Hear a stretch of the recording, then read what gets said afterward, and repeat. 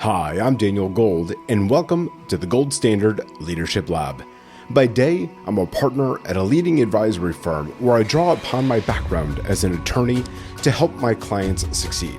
This podcast, though, is my personal project, completely separate and apart from my day job, but reflects the same passion that I exhibit everywhere for teaching, mentoring, and helping others succeed through simple, impactful lessons. It is my hope that you'll walk away with practical takeaways to help you on your leadership journey. Thanks for being a part of the community and for joining me in the Leadership Lab. Let's get started. Susie is crushing it.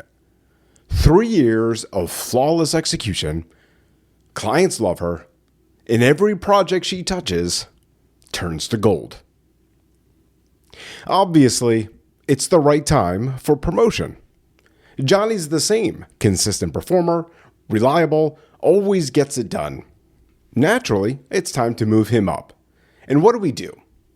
We promote them. We give them new titles, new salaries, new business cards. We celebrate at the team meeting and everybody claps. But yet 6 months later, what are we doing? We're having the performance conversation. And a year later, what are we doing? We're managing them out. And here's the part that really upsets me. As senior leaders, we blame them. That's right. We say things like, they couldn't handle the next level. We say that they weren't leadership material. We say things like they didn't have what it takes. But the actual truth is uglier than that. We failed them. And then we separate ways with them for our failure. But then we wish them the best in all their future endeavors. Here's how it typically goes in many organizations. Someone's been a strong individual contributor for a few years. They hit their numbers, they're dependable, they're well-liked. And in most organizations, there's really only one path forward, and that's promotion. And so what do? We give it to them. We change their title from associate to manager, from junior to senior, from consultant to senior consultant. We bump their comp, we congratulate them, and we move on to the next task on our list. But do you just hear what we don't do now? What we don't do is actually prepare them for what that new role requires. We don't sit them down and have the simple, plain English conversation about what's actually expected of them in their new role. We don't tell them about the blood, sweat, grit, and resilience that's going to take. We don't give them the framework for what success actually looks like in this new role. We just promote them. And somehow, I don't understand why, but we just assume they're going to figure it all out on their own. Now, I want to talk with you about the shift that kills careers when promoting team members, and that is the utilization to origination problem. For years, someone has been measured on execution. They do the work, and they do it extremely well. They bill the hours, and they make the client very happy. That's utilization. That's being excellent at billing by the hour for whatever task they're supposed to do and meeting or exceeding their billed hourly goal for the year. But then we promote them and suddenly expect them to bring in the work, not just do it. Okay, so that's called origination. That's sales. That's business development. And that's an entirely different skill set that has nothing to do with what made them successful in the first place. But here's the problem. We don't tell them that. We slap an origination goal on their performance plan and say, good luck. We don't teach them how to network. We don't show them how to have a sales conversation. We don't give them the tools to build the pipeline. We don't warn them about the rejection, the long sales cycles, or the deals that fall through at the very last minute. We just expect them to start bringing in the business because their title has changed. And when they don't, for some reason, we act surprised. The same thing happens when we promote individual contributors to people managers. So someone's been exceptional at their own work. They produce great results on their own. They're organized, they're detail-oriented, and technically excellent. So naturally, what happens Well, we make them a manager. Now they're responsible for other people's results, not just their own. That requires coaching, not just doing. That's delegation, not just execution. It requires having difficult conversations about performance, conflict resolution, motivation, development, hiring, firing. Look, these are completely different muscles. But we don't tell them that. We don't prepare them for this. We don't train them. We don't give them a framework for how to have a performance conversation or how to give feedback that actually lands. Or how to handle the team member who is struggling. We just hand them a team and say, good luck. You're a manager now. And we wonder why they're still doing all the work themselves instead of developing their people. We wonder why their team is underperforming, and we wonder why they are burned out. We set them up to fail by promoting them into a role they weren't prepared for, and then we blame them for not succeeding. If we really wanted to set people up for success, here's what we would do differently. Before the promotion, we'd have the honest conversation. Not the congratulations, you're being promoted conversation, the real conversation. For instance, here's what this new role actually requires. Here's what you are going to be measured on. Here's what a typical day looks like. Here's what will be hard about it. And here is what will be different from what you are doing now. And here is the support that you are going to get. Here's what you need to start learning today.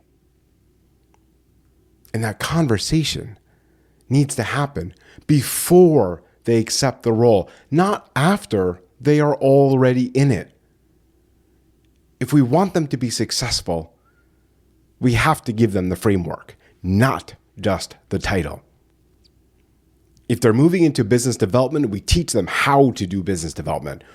We pair them with someone who's really good at it. We give them scripts, templates, processes.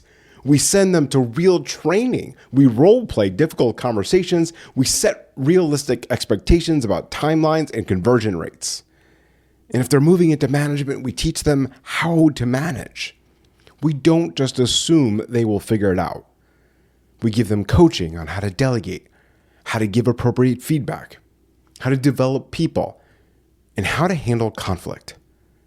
In other words, we actually invest in their success instead of just hoping that they are going to figure it out on their own. We create a transition period, not a cliff. The promotion shouldn't be a light switch. It should be a dimmer. You don't go from 100% utilization to 100% origination overnight. You gradually shift the mix. You give them smaller business development goals at first while they're still executing.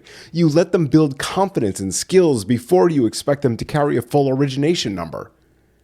And you don't hand someone a team of 10 people on day one of being a manager. You give them one direct report. Then you give them two. Then more as they demonstrate capability. Again, you create a path, not a cliff. And you know what we would also do? We would check in during the transition, not just at annual review time. Look, we all know this. The first 90 days after a promotion is critical. That's when people need the most support. That's when they're trying to figure out the new role while still doing parts of the old one. That's when bad habits get formed or good ones get established.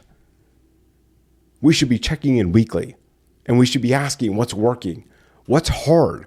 What do you need? What questions do you have? But instead, all too often, we promote them in January, don't talk to them about it again until their performance review in December, when we tell them they're not hitting their numbers. When we promote people without preparing them, we don't just hurt them, we hurt the entire organization. We hurt everyone. We lose a great individual contributor and gain a struggling manager. The team suffers because its leader doesn't know how to lead. the clients suffer because the person who used to serve them brilliantly is now distracted and completely overwhelmed. And then when it doesn't work out, we let them go or we manage them out. Or we move them into a different role where they never quite recover their confidence. Look, as leaders, we are literally destroying careers because we were either too lazy or too busy to do the work of actually developing people in the new roles we promoted them to. And here's the most infuriating part to me.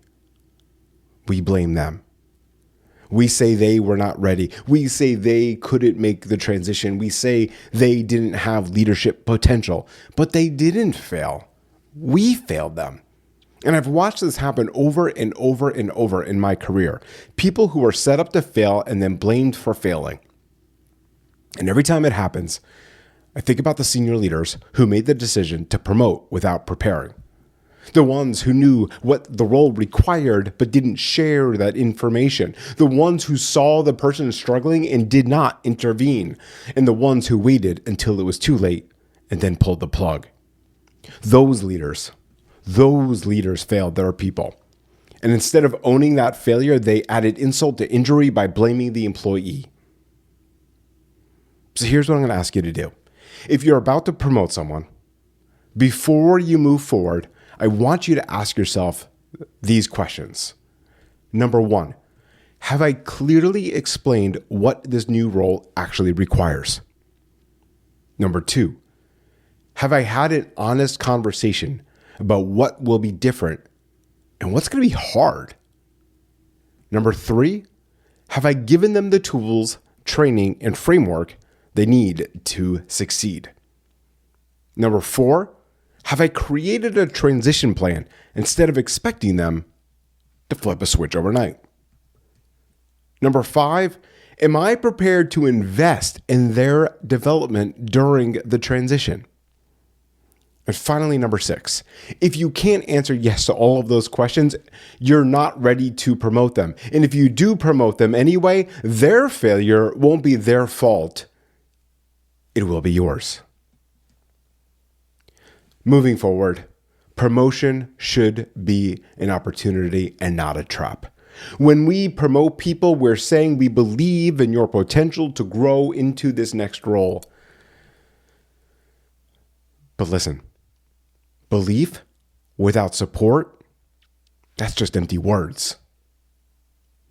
If we're going to promote people, we have an obligation to set them up for success. And that means honest conversations. It means real preparation, ongoing support, and accountability on our parts as leaders to actually develop the people we promote. Because anything less is just setting them up to fail so we can blame them later. And that is not leadership. I'd like you to think about these questions this week. Who did you promote without adequately preparing? And honestly, what could you have done differently? If you're going to promote someone, have you had the honest, plain English conversation about what success actually requires?